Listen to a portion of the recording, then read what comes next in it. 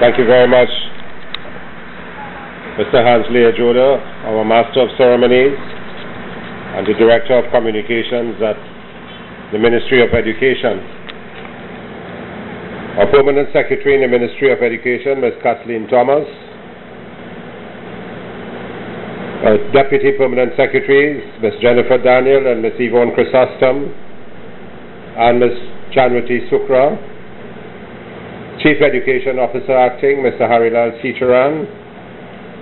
Former Chief Education Officer, Ms. Sharon Mungru. President of the NPTA, Mr. Zina Ramatali. Mr. Yaqub Ali, President of ASJA. Members of the boards of Educational Facilities Company Limited, the National School Feeding Dietary Services, UNESCO, and the National Libraries, which is the NALIS Board, all heads of divisions, departments and units of the Ministry of Education, other officials of the Ministry of Education, and our colleagues in the Ministry of Education,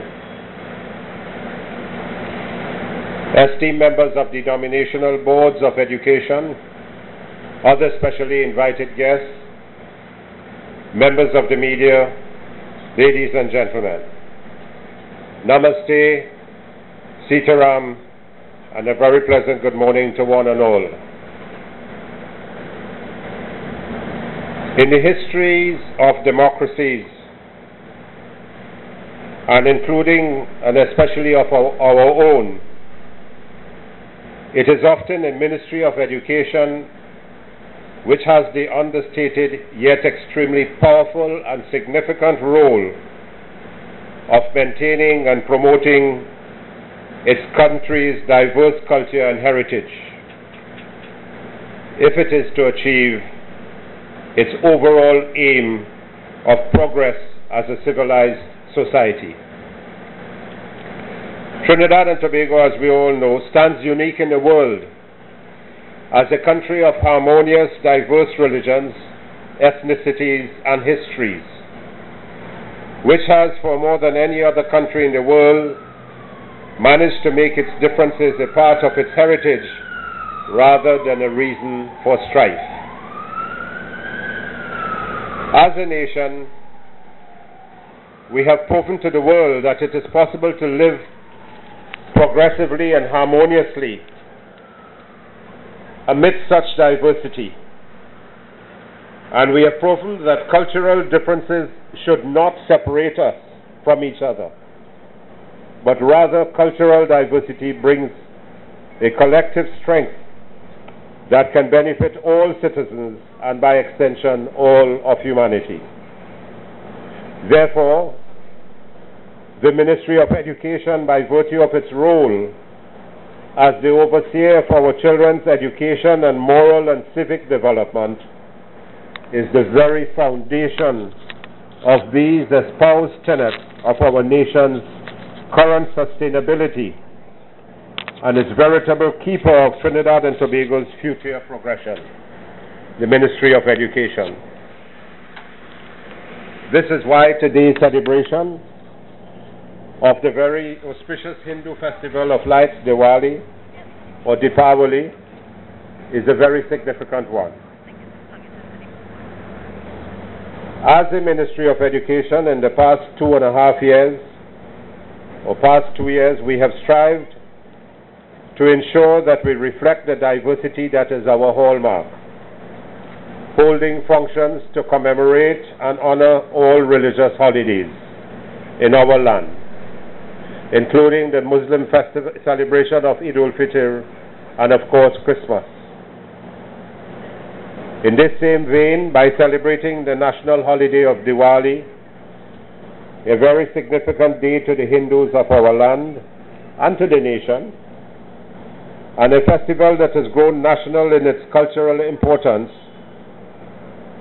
we are demonstrating to the national community that as dedicated and committed employees of the Ministry of Education, we take our roles as national exemplars of tolerance and acceptance who give equal importance to all national holidays.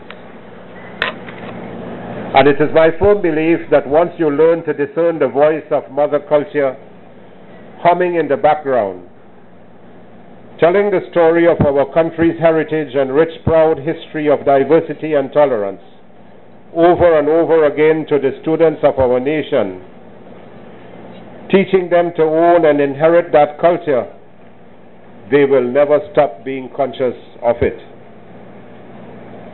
Indeed, for the past week, especially amongst many of our nation's schools, government and denominational, primary and secondary and ACC, will also be honoring this auspicious holiday with their own functions. And I applaud the students, the teachers, the principals, and the ancillary staffs of their great roles in promoting our country's continued magic formula for true harmony and unity. This year, as we celebrate the Diwali holiday, I urge us all to never forget that in so many other countries, people struggle to live and survive with others due to their differences. Globally, there are tragic examples of people who are persecuted and even killed for attempting to practice their religious beliefs. And occasions like these remind us that we must shine as a beacon for global tolerance in the world, Trinidad and Tobago. And we must never forego our responsibility as a Ministry of Education to our nation's children and our national community at large to demonstrate this. Diwali itself represents this very tangible message, as its lesson and significance, the triumph of light over darkness, good over evil, knowledge over ignorance, prosperity over poverty, and these are all applicable to all citizens of Trinidad and Tobago. It is, as you may know, the story of a territory in ancient India called Ayodhya, which fell into darkness for 14 years when its heir to the throne, Lord Rama, was in banishment. The story is a morality one of Lord Rama's defeat of the evil king Ravan, who had terrorized nations for decades before his defeat.